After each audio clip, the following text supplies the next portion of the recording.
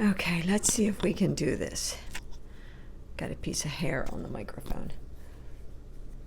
I don't have any necklaces on. I took them off last evening.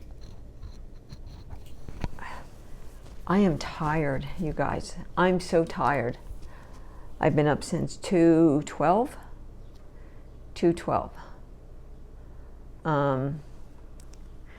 And I did try to go back to sleep. I did.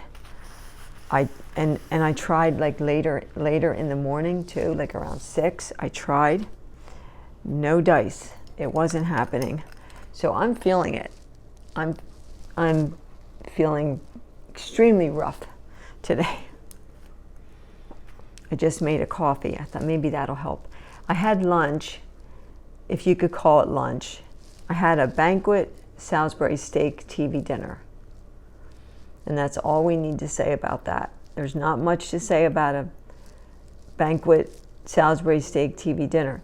And it comes with apple, like a spiced apple. And I can't eat that because I have an allergy to apples. So when you remove that little bit of food, what's left is not much. But I did have an Activia blueberry yogurt after that. So I'm not hungry. It's just that when you're sitting by yourself and you're eating a banquet Salisbury steak TV dinner, you realize your life has hit an all-time low, or it feels like that.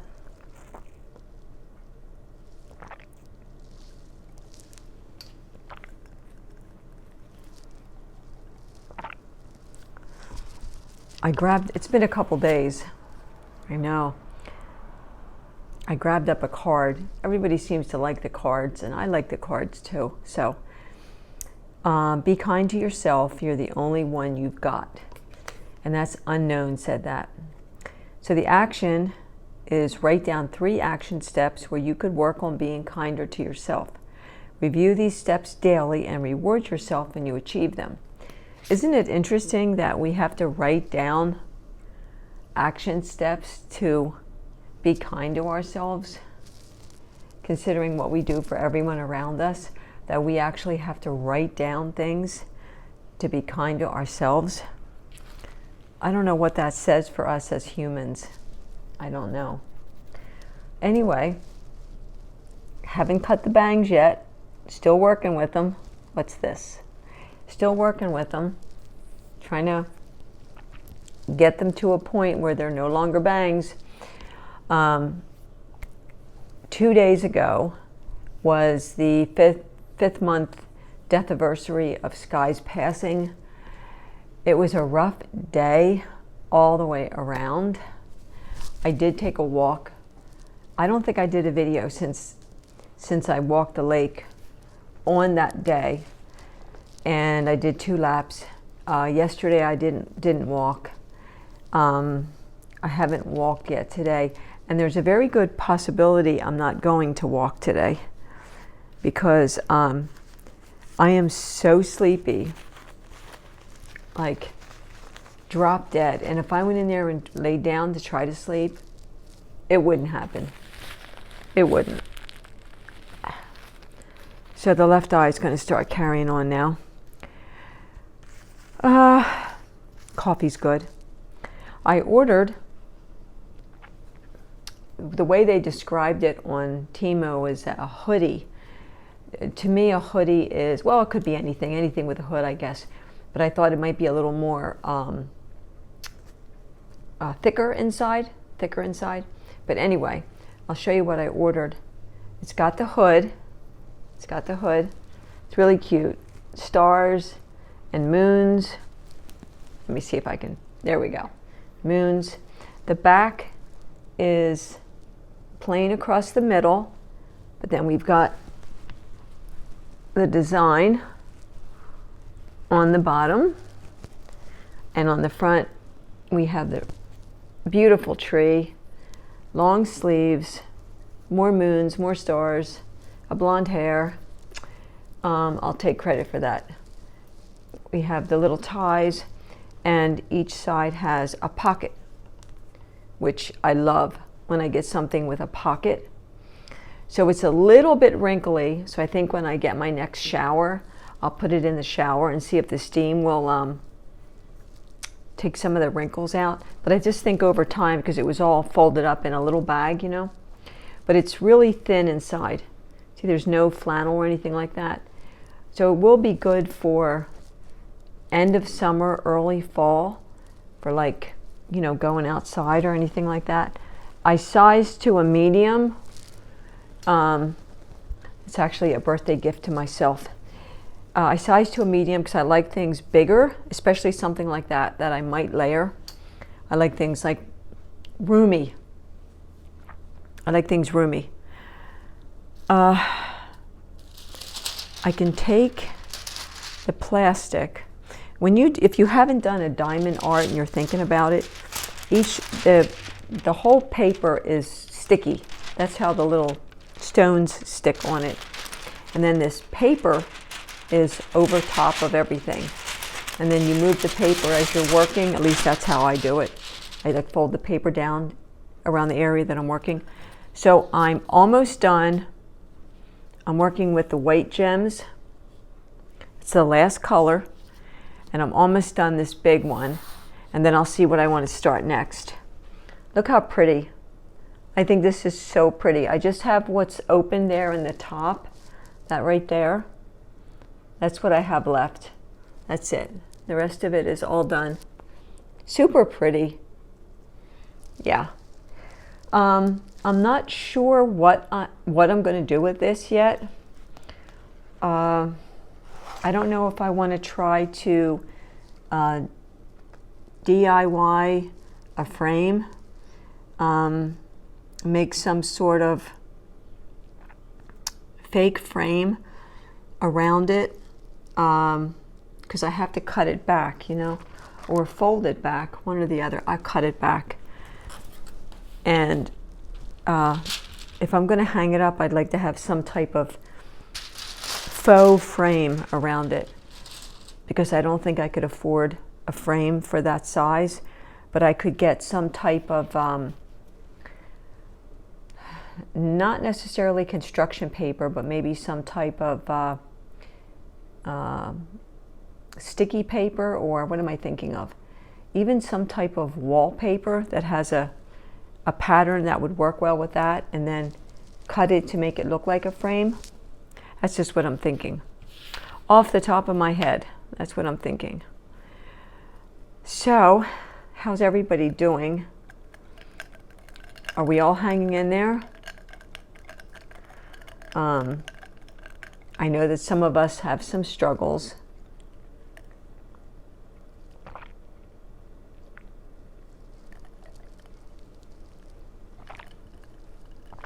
I know I do. The past couple of days have been really hard for me, really hard.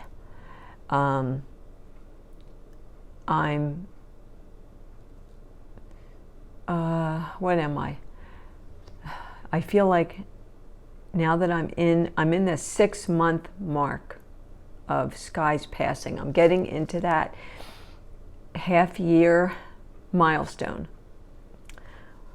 And somehow that's kind of shifted up my missing him a little bit.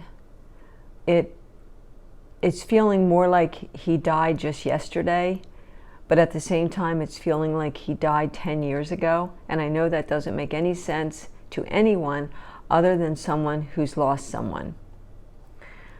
Those people will know what I'm talking about.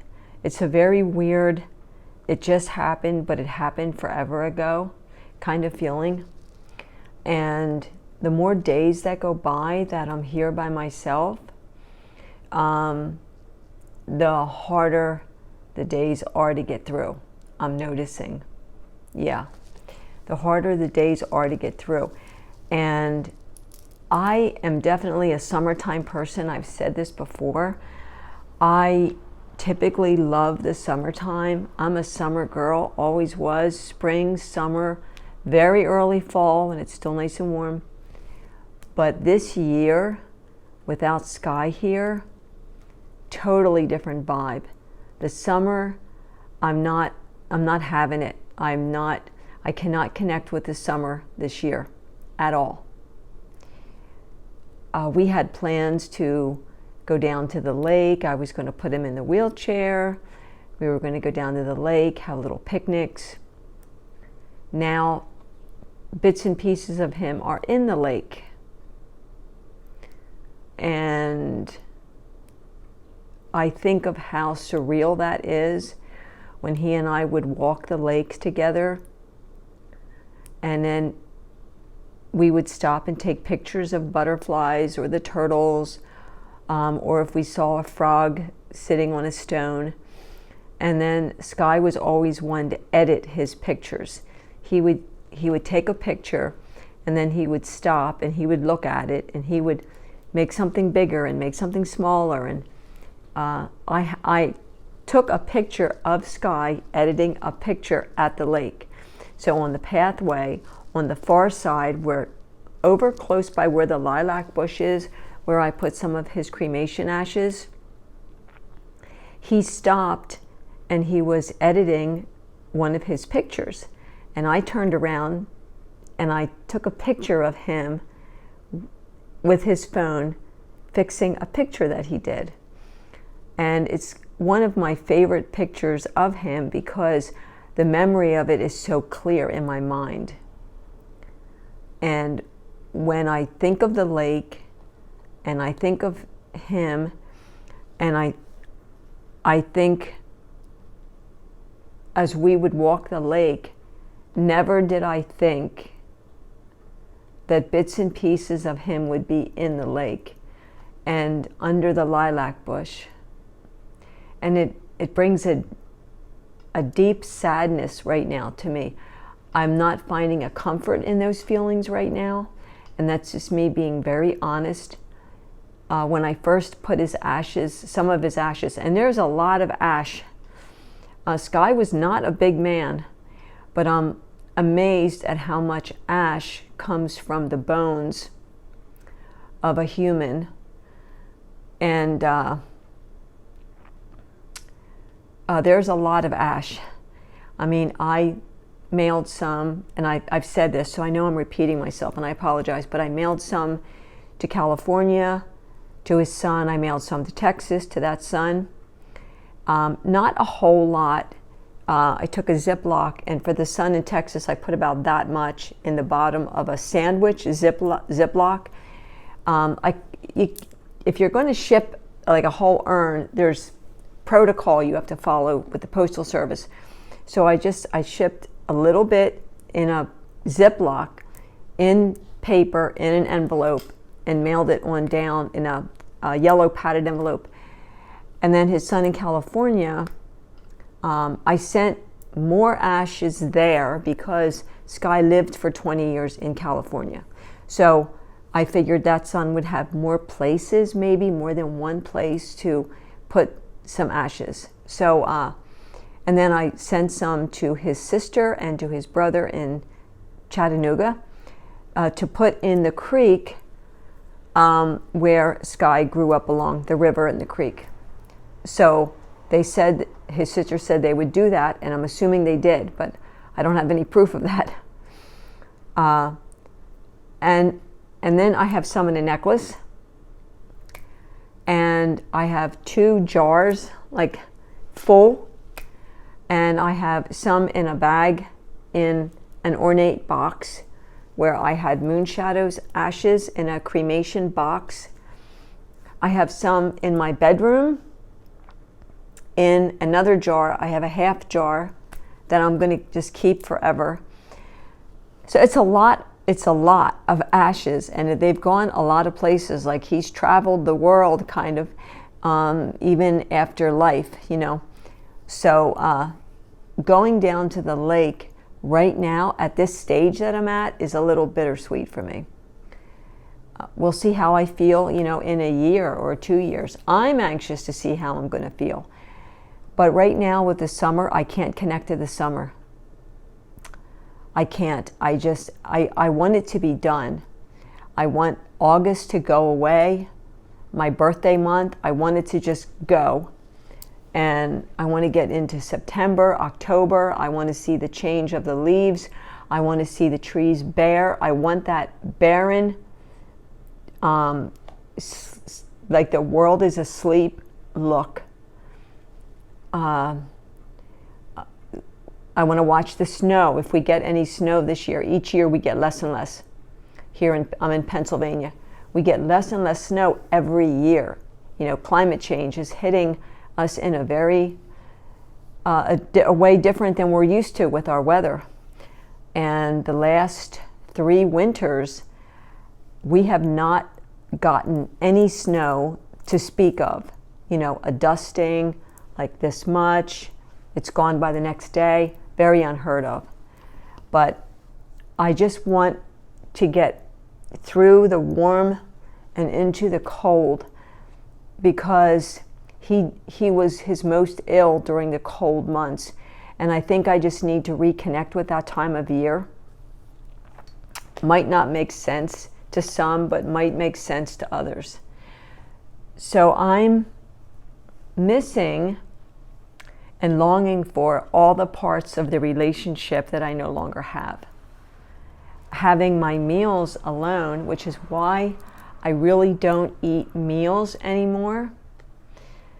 I don't cook anything other than hard boil some eggs and put them back in the carton and stick them in the fridge so I have something for protein.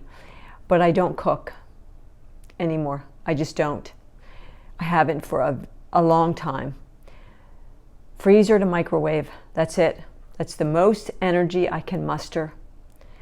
And then I graze, you know, fruits, yogurt, cottage cheese, a little dish of this, a little dish of that. That's just how it goes. That's where I am. That's the place I am right now. And I remember my oldest sister when she was widowed and she was alone. I remember her saying, it's really hard for me to have an appetite and to eat because I sit here and eat alone. And I didn't pay attention to her words. And I realized I didn't support her grief because I couldn't relate to it. Now I can relate to everyone's grief. I can. I joined a Facebook group for widow and widowers under 1 year. So people who've lost someone, it's been under a year. It's a good group. There's no fighting and bickering and backstabbing and all that. And it's a lot of asking of questions. People trying to maneuver those first months after a loss.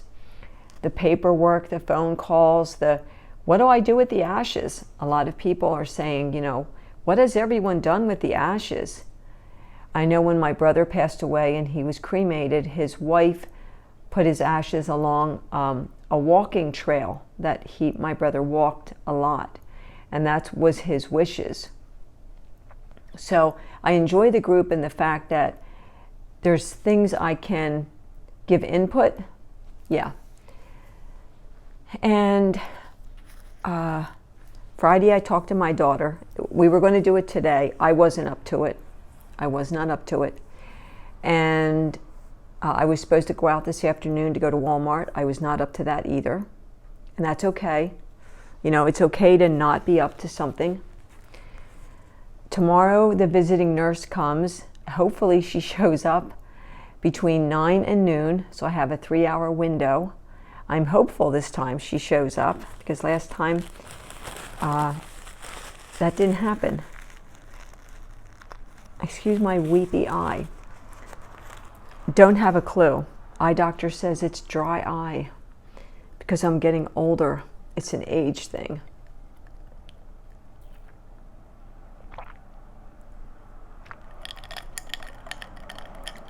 I was reading something, or I saw it on a video, that someone came at someone else for using Coffee Mate. For all the fat that's in there, that Coffee Mate can increase your risk of heart attack. So I have Coffee Mate, 3 different flavors in my fridge. So I just looked at the bottle to check the label, and there is like no fat in Coffee Mate. There's no saturated fat, There's no trans, there's no uns in the fat. There's no, what did I just say? There's no polyunsaturated, no trans fat, no whatever the real bad one is. Anyway, there's a little bit of sugar. So I don't know where that came from. I know there's other stuff in Coffee Mate that some people don't like to use Coffee Mate. I totally get that. And honestly, if I had the energy in me, the wherewithal to make up my own creamer, I would. I really would. I've cut back on my sugar in my tea in the morning from 3 little teaspoons to 2. And I'm just trying to be very aware of what is it that I'm eating, you know. I am on day 15 of my taper. I'm super proud of me. I'm doing well with that. It's going along with no issues, no problems, no side effects. Nothing to this point that I can say, oh, I'm noticing more of, or I had to, you know, take more of. I haven't needed to take anything extra or updose or anything like that. So I'm more than 2 weeks into this. And again, I said it before, I think it's the metoprolol. Metoprolol is used for anxiety. And I think the metoprolol in the morning is acting as a buffer for my taper from my Ativan. Because other times I've tried to taper and I've struggled through it, but I was not on metoprolol. And now I am for a rapid heart rate and some weird flippy arrhythmias. And the metoprolol has taken care of all that. And this coffee, this little bit of coffee, this is decaf, complete decaf, even though I know there's a little caffeine in there. But yeah, it's a struggle time. How much time? 22 minutes. I'm going to stop talking. I'm tired. I'm physically tired, which makes me emotionally tired.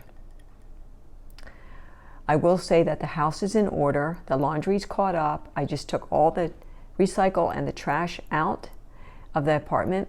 The plants are watered. The bills are paid and caught up. My paperwork, my journal book is all caught up. No matter how tired I am or no matter what emotionally I'm feeling, I keep those things caught up and going. The only thing I still have not done is purchase the new phone. I really have to do that. And each time I go online, I feel really overwhelmed with the whole process. I'd also like to take my phone to Walmart and print out some pictures that I have on my phone, a little 4x6s, because I don't want to lose them. You know, they're really precious to me. I don't want to lose them. So sometimes, and it's been years since I printed anything from Walmart, but I see that they still have the machines and I've seen people use them. So the next time that I have the time to go down there and do that, I'm going to try to do that and get some pictures that I can actually hold. It's important to me. And yeah, so that's pretty much where I'm at. I'm dripping water down my legs.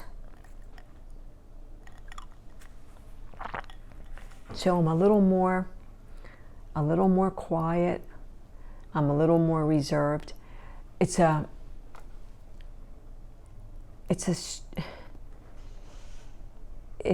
strange being alone.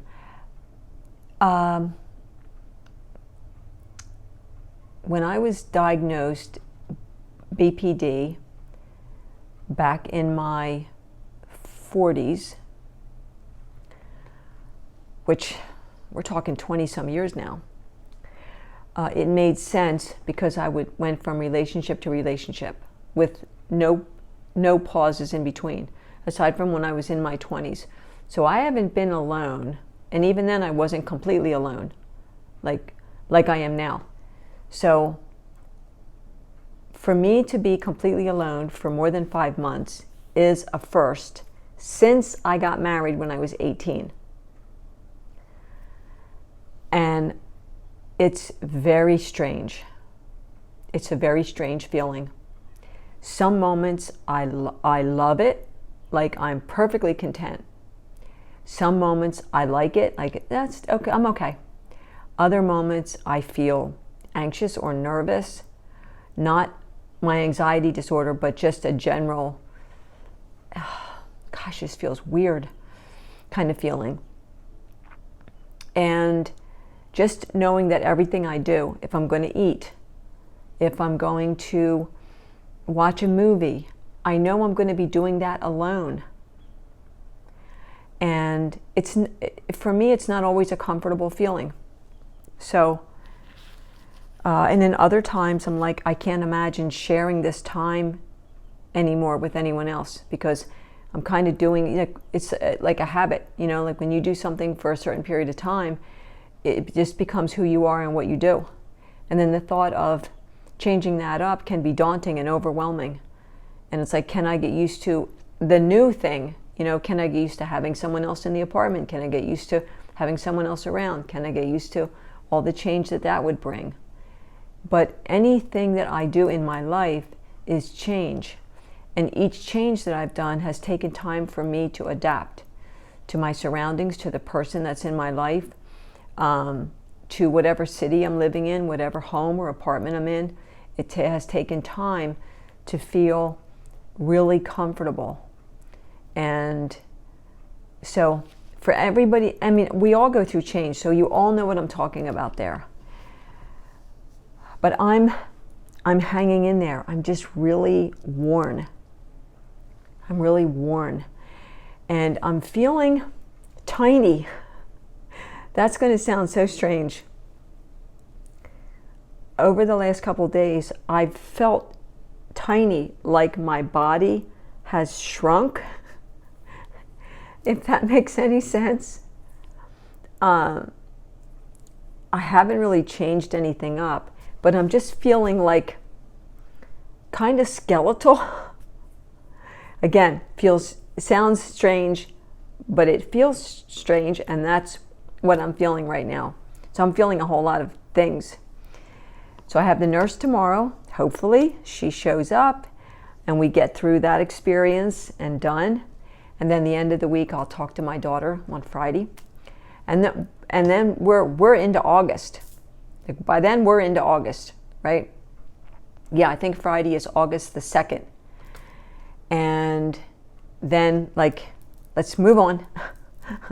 Let's move on. Let's get into the holiday time, Kids go back to school and all that stuff. So I'm going to go. Everybody take care, and I'll see you all soon.